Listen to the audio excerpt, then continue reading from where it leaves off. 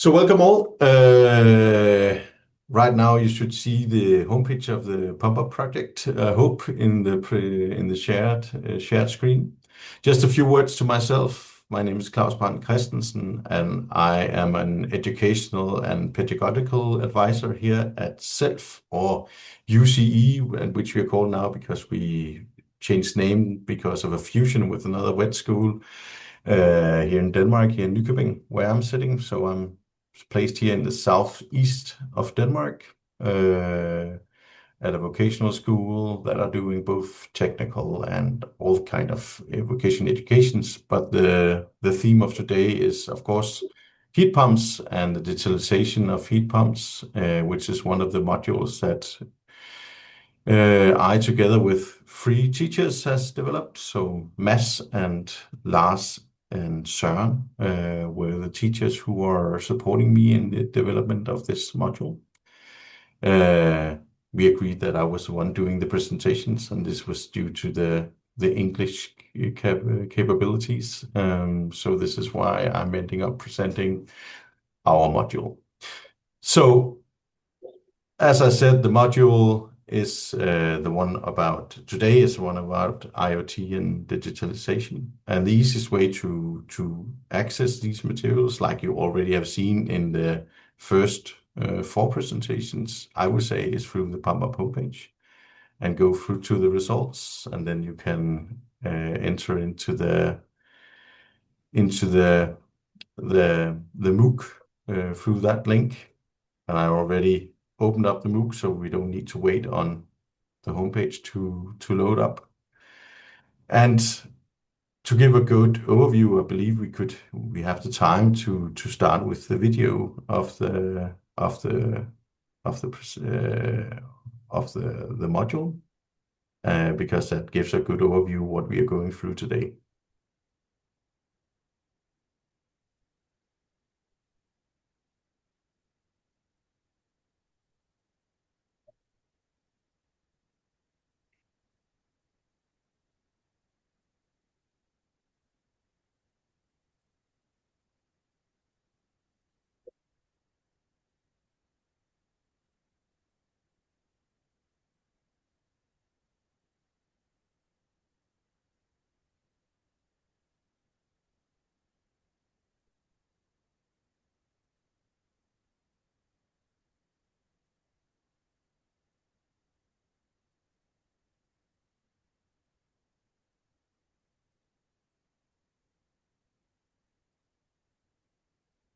Yes, so what we do now is a walkthrough of the lessons and the materials that we are doing. So, of course, we are starting out with an introduction to the lesson, where we are giving a definition of Internet of Things, and we are also looking into the overviews of how it can be integrated into the things. And when we are saying Internet of Things, we are talking about interconnectivity through networks, quite broad for communication and exchange of data, and also we are talking about devices that are embedded with sensors and software and can communicate in real time, and therefore giving control over the system or monitoring of the system in real time. So, and different things that we are seeing into how these can be integrated into things is that we are embedding sensors for monitoring. We are enabling adjustments, automated adjustments. We are providing remote access to systems, and we can also work with preventive maintenance through these systems. This we will come back to. The maintenance part we will come back to on Wednesday in the other module. So we also then in the first lessons are looking at some of the key benefits. So it's, of course, enhanced energy efficiency. That is a key thing, because this is the whole reason why we typically would have changed to a heat pump system. So if we can enhance that further, that is definitely a benefit. Then, of course, to look into the whole predictive maintenance part, also because the maintenance is an important part of the lifespan costs also of the system, and keeping the price down on the units. Then, of course, that can also improve the air quality, and also give access to remote monitoring and control. And then, of course, these things about data-driven insights, because we can collect data in real time. And system examples of these kind of applications with IoT is, for example, smart thermostats. It's also the BMS, so the building management systems. It's also fault detection systems, and also, of course, energy management systems.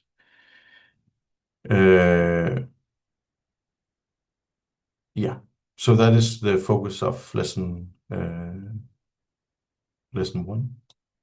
The next lesson is where we are looking into the transformation and going a bit more into details of the things that we saw in lesson 1. So actually having as a real-time data collection, also the possibility now for having more automated system optimizations based on that real-time data collection. And then, of course, still remote access, remote monitoring and control. This is something that has been available for a longer time. And then, of course, once again, also that we are being able to do predictive maintenance, as we already talked about in the first lesson. And we are going a bit more to the detail that we are through IoT are able to do more of like automated operational enhancements of the performance of the units, that we are going into more, but also connected as a smart diagnostics is perhaps a bit of a catchy word, but the things that we can do diagnostics on a better and at larger data data material than we have been able to before. And then looking into, of course, the energy efficiency optimization, and then also by collecting data over a long time, have another focus on the enhancements of the comfort for the users.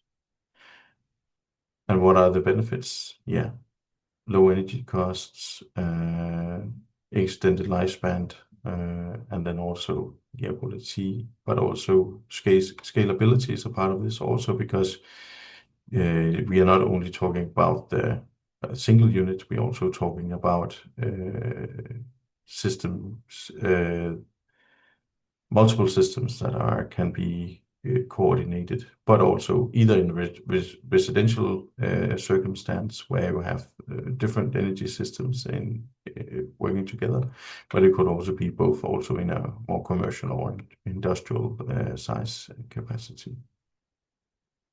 And then we are opening a bit up about what could be then the future prospects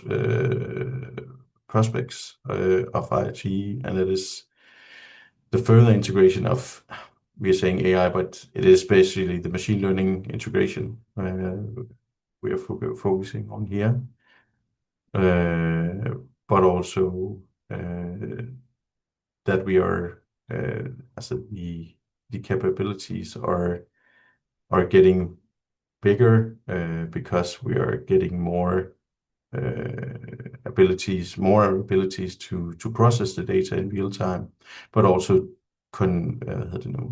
sending the data, because the general broadband is continuously being expanded on a global scale. So there are there are definitely benefits that we can't do right now, so which will be more able to do in the future. And one of the things that we can hear now, especially, is a big focus area from also the producers of heat pumps, for example, Valiant, who are giving courses here at our school, is also the increased focus on especially the sustainability aspect of controlling the systems, especially with a focus on the renewable energy integration, so that you can optimize the system, HVAC systems, alongside with your other kinds of sustainable energy, renewable energy integrations, and that could be both solar, but also geothermal. More, unless that is this is because in Denmark it's normally air to water heat pumps that we are using. I know other countries, it is also there's a more ground to water systems, but there are definitely some things here about controlling systems on a larger scale. And then, of course, also the bigger systems.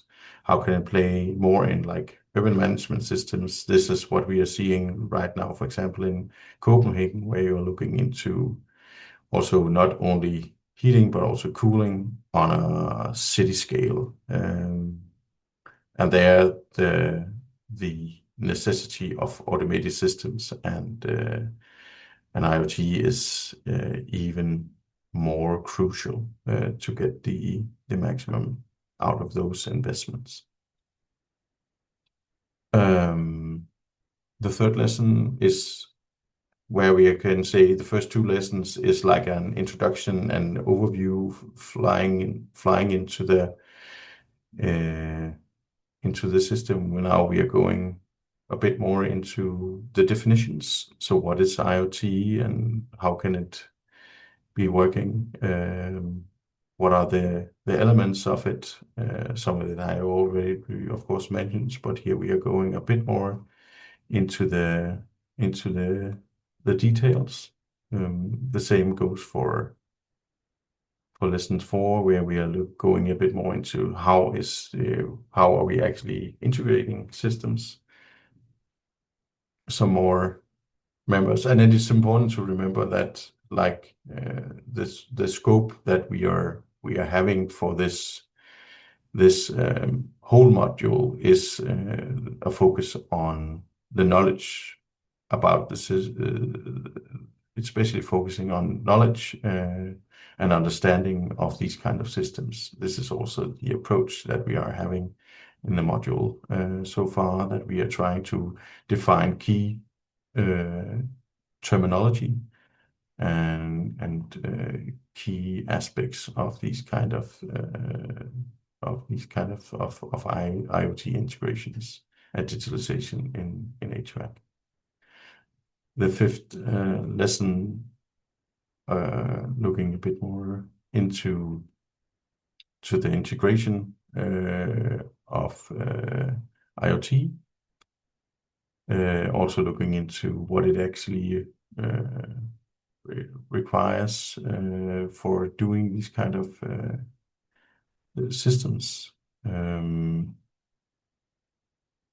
lesson 6, we are looking into some of these a bit more into the application, into the different things. So we have already mentioned the smart thermostats, we're mentioning the BMS systems, we're mentioning the fault detection and diagnostics, and the energy management systems. We're going a bit more into detail here on how that is, what does that actually mean. And then we have a case study. It's called a case study, but this is one of the things that we are also right now doing in our classes. here at the school in two of our educations. So the energy specialist, energy technicians, energy specialist technician, and the facility management educations. Here we are actually focusing on now how you can work with, for example, smart thermostat integration into a normal residential system. So we are taking some of the key findings out from that case. And then, of course, we are also then finalizing the module by looking into some of the challenges and considerations you need to do when you're doing these kind of systems. That you definitely need to have an increased focus on data security and privacy. This is actually based on actual education that we're also doing right now at our school. Because this is an issue, as also especially we have this legacy problem also, that if you are having older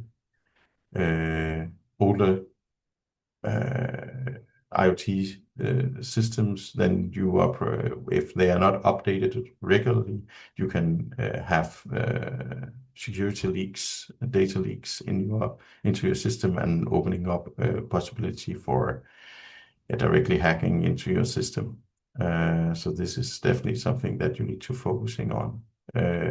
We're seeing this now becoming more and more focused in our electricians education, for example, at our school. Then, of course, the integration with the legacy systems, that you need to have a focus here. What is possible, what is not possible. Also having a focus on the return of investments when you're looking into IoT. Does it make sense either to retrofit older systems with it, or does it in other ways make sense to have a higher perhaps initial cost in the installation when you are going down a pathway of IoT? So there are some points that you need to focus on there. And then the needs for the technical expertise that you need to. This is, for example, some of the things that we are trying to do more all in all with the Pumper project, to put focus on these needs, and also give some of the answers there, or at least open up for some of the possibilities of what you need to do.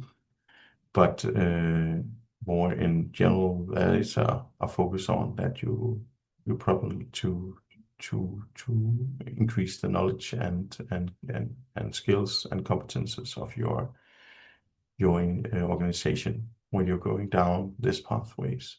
And then we are finally ending the lessons off by looking into what could be like the possible next steps that we're seeing, like which I mentioned with also in one of the earlier classes, with, for example, the grid grid interaction possibilities, or the more sustainability goal focus that could be integrated into a system like this. So this is and that's is rounding off the lessons themselves. And then in the module, you will of course have there are some Q&As defined where based on the lessons there are some questions with some answers, and then you have the possibility to do your self assessment also.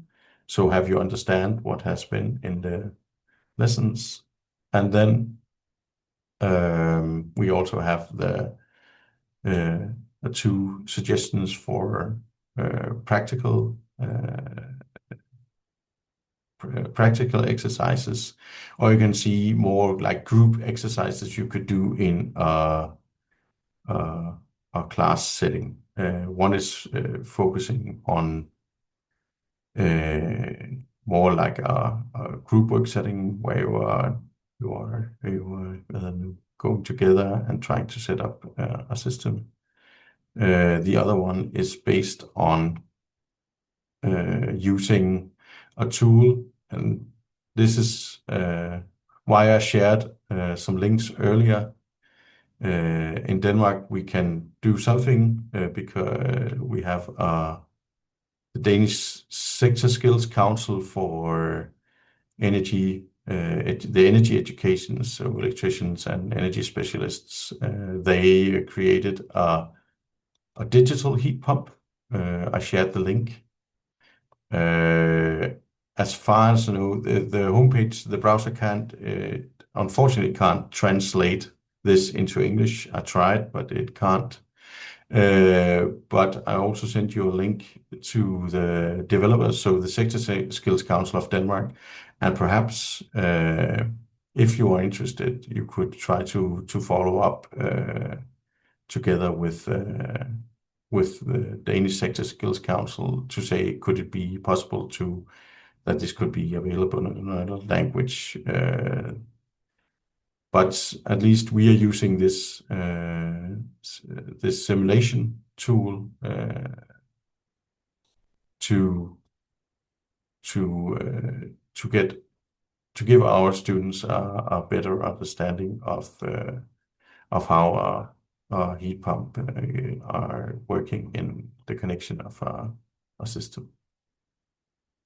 And then when you are in, and if you try or want to use these materials, you also have the availability of the materials for this module. So you have the presentation itself for module 5, which you can use then in a teaching situation where we are going through actually the same things as you saw in the lessons. I will not go through it all again, but there's an option to do that. But also, and not the least, you have the ability to go through you have to download the lecture notes, which is available in a PDF. And here you will find this is a teacher guide. Sorry. So here you have the teacher guide. Just a minute and find perhaps I didn't. No, I just yeah. So sorry, no, my mistake here. You have the going through the different lessons in a bit more detail than you have in the MOOC itself, with a bit more information. Go through it there. And then also, of course, the teacher's guide is also available to download from the homepage under results. And there you can also find some more ideas on how to use the teaching material, so the lecture notes and the presentations and the MOOC in a classroom setting. Yeah, so that is the whole idea of that one. And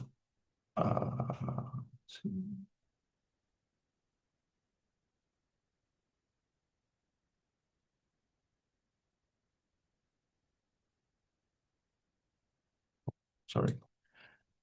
And then finally, I just want to also say we have developed for the app.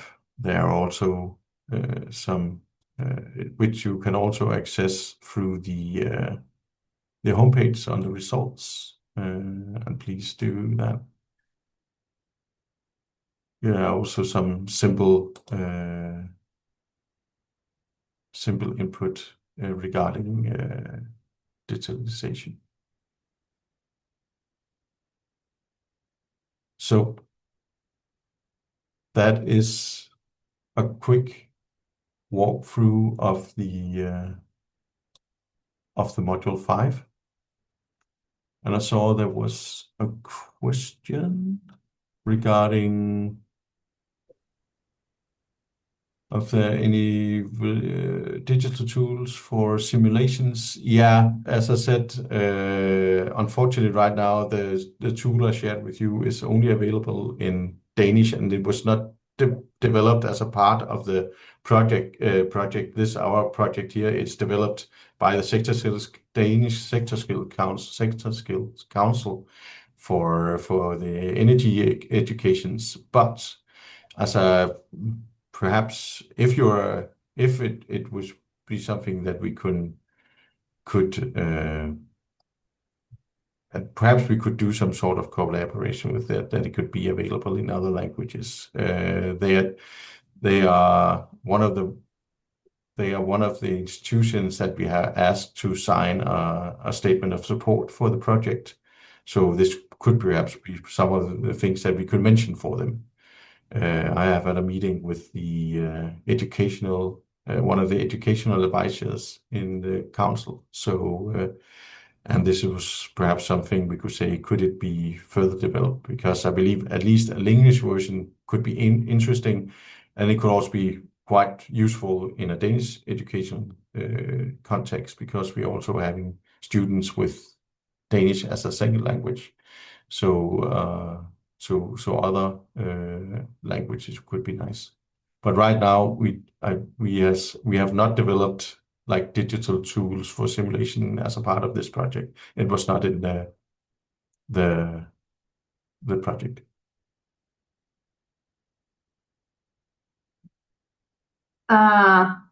Thank you, Klaus. Yeah. I just shared also the results page from the project's website, including all of the training results that someone can explore. Everything is there, and it's available in all project languages: English, Danish, Estonian, Spanish, and more. So maybe, Daniel, you could check there if something is convenient for you. And if you have questions, you can always reach out for us to assist you. Klaus, it was a wonderful session, including details and everything needed for Module 5 and the project. Are there any questions on today's presentation? I think not. Something for micro-credentials I can see in the chat.